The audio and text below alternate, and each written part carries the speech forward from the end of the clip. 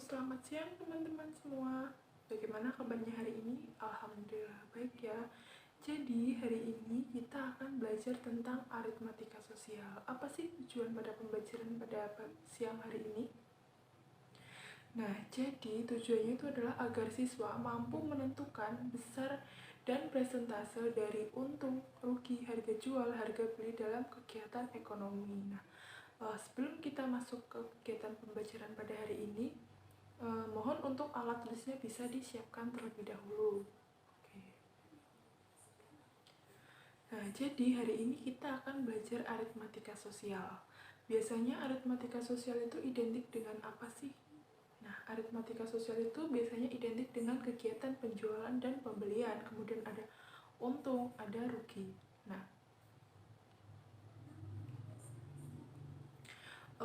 bisa kalian lihat di sini ada gambar pasar tradisional. Biasanya dalam pasar itu terjadi kegiatan jual dan beli.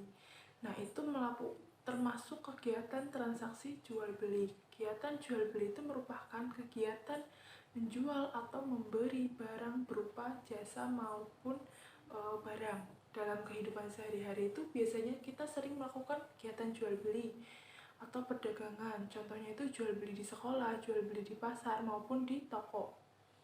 Nah, untuk membeli suatu barang yang kita inginkan itu kita harus memberikan sesuatu untuk mendapatkan barang tersebut. Nah, contohnya itu ada penjual memberikan barang kepada pembelinya, dan sebagai gantinya itu pembeli harus memberikan atau menyerahkan uangnya kepada penjual sebagai ganti dari barang yang telah diberikan. Untuk kegiatan jual beli itu merupakan salah satu kegiatan merupakan aktivitas aritmatika sosial, karena dalam melakukan transaksi jual beli itu biasanya memerlukan penghitungan matematika seperti harga pembelian atau modal, harga penjualan, atau harga yang dipatokkan. Nah, untuk menentukan harga penjualan itu biasanya seorang pedagang itu menghitungnya dengan harga modal ditambahkan dengan biaya tambahan, bisa berupa ongkos, transportasi, ataupun pajak. Nah, pajak itu biasanya diberikan oleh supermarket atau mall-mall besar, itu biasanya memberikan pajak terhadap suatu barang. Nah, untuk lebih jelasnya kita bisa langsung masuk ke materi yang berikutnya. Nah, di sini ada pengertian dari aritmatika sosial. Aritmatika sosial itu apa sih? Aritmatika sosial itu adalah penerapan dari dasar-dasar penghitungan matematika dalam kehidupan sehari-hari. Sebagai contohnya itu adalah kegiatan perdagangan, kegiatan perbankan, dan lain-lainnya. Nah, selanjutnya kita akan belajar tentang ungkapan dengan menggunakan bahasa lokal. Nah, di sini kita menggunakan bahasa lokal, ungkapan dari masyarakat di Cilacap. Biasanya itu di masyarakat itu kita sering menjumpai ada masyarakat yang mengatakan sejinah, terus seuntil, sedompol, dan setundun. Nah, ungkapan-ungkapan tersebut itu biasanya diberikan untuk suatu barang. Misalnya itu ada sejinah tempe.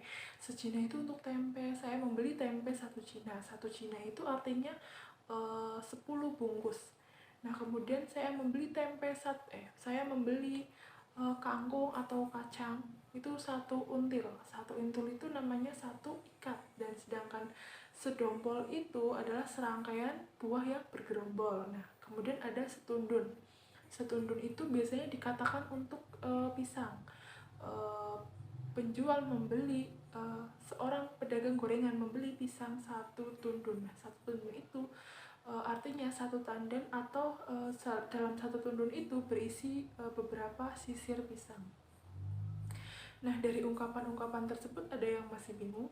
Oke, kalau tidak ada kita langsung masuk ke materi yang berikutnya. Itu ada harga penjualan, laba, dan rugi. Dalam dunia perdagangan itu biasanya dikenal dengan istilah laba dan rugi. Nah, laba dan rugi itu bergantung pada harga pembelian dan harga penjualan. Nah, kita untuk menentukan untuk menentukan laba dan rugi itu perlu menggunakan rumus, sedangkan rumus laba sendiri itu adalah harga jual dikurangi harga beli. Nah, sedangkan untuk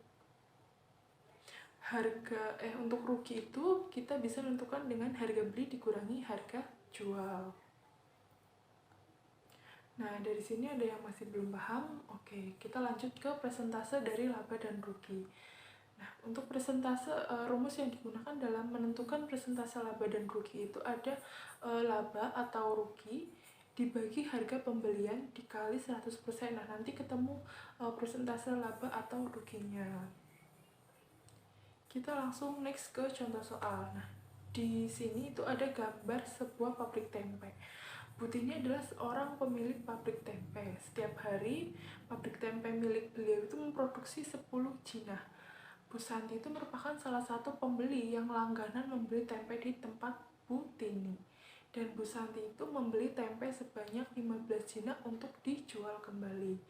Bu Santi menjual tempe seharga 3.000 per bungkus, sedangkan harga per jinahnya itu adalah 17.000. Berapa persen keuntungan yang diperoleh oleh Bu Santi jika ia menjual habis tempe yang dibeli dari tempat Bu Tini? Nah, untuk menyelesaikannya itu tadi diketahui memproduksi 50 jinah.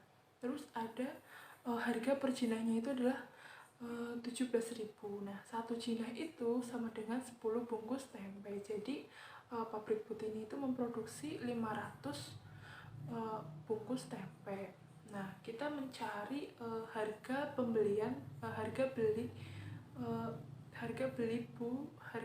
tempe dari tempat Bu Tini. Nah, harga per jinahnya itu adalah 17.000. Kemudian kita kalikan 15 jinah sama dengan 255.000 dari harga. Kemudian Bu Santi itu berniat menjual 3.000 per bungkusnya. Nah, kita cari harga tempe per bungkusnya. Harga tempenya itu adalah 17.000 dibagi 10 bungkus sama dengan 1.700. Nah, itu ketemu harga beli tempe per bungkusnya. Kemudian kita cari keuntungannya. Nah, untung dari satu bungkus tempe itu adalah harga jual dikurangi harga beli. Harga jualnya adalah 3.000 dikurangi 1.700 sama dengan 1.300. Jadi keuntungan yang diperoleh itu setiap bungkusnya adalah 1.300. Nah, kemudian kita cari untung penjualan 15 jinah atau 150 bungkus tempe. Nah, 1.300 dikalikan 150 itu sama dengan 190.000. Kemudian kita cari berapa persen keuntungan yang diperoleh oleh Ibu Santi. Jadi 190.000 dibagi 255 dikalikan 100 itu ketemu 74,5%. Jadi keuntungan yang diperoleh oleh Bu Santi dalam menjual 15 jinah tempe itu adalah sebesar 74,5%. Dari sini ada yang masih belum paham? Oke. Kita next ke contoh soal yang berikutnya. Nah, di sini ada contoh lagi. Pak Tarno itu merupakan seorang pedagang pisang. Ia membeli pisang satu tundun sebanyak 1 tundun yang berisi 7 sisir seharga 105.000. Pak Tarno berniat menjual kembali pisang tersebut seharga 120.000 dan Bu Tita adalah salah satu pelanggan setia Pak Tarno. Ketika Bu Tita sedang memilih pisang, Bu Tita tuh menemukan ada beberapa pisang yang busuk. Bu Tita kemudian menawar pisang menjadi 100.000 dan Pak Tarno pun setuju. Ternyata harga penjualan itu lebih sedikit dibandingkan dengan harga pembelian. Berarti itu Pak Tarno mengalami kerugian. Jadi berapa kerugian yang dialami oleh Pak Tarno? Nah, untuk menyelesaikannya itu kita cari, yang pertama itu kita cari selisih harga penjualan dan pembelian.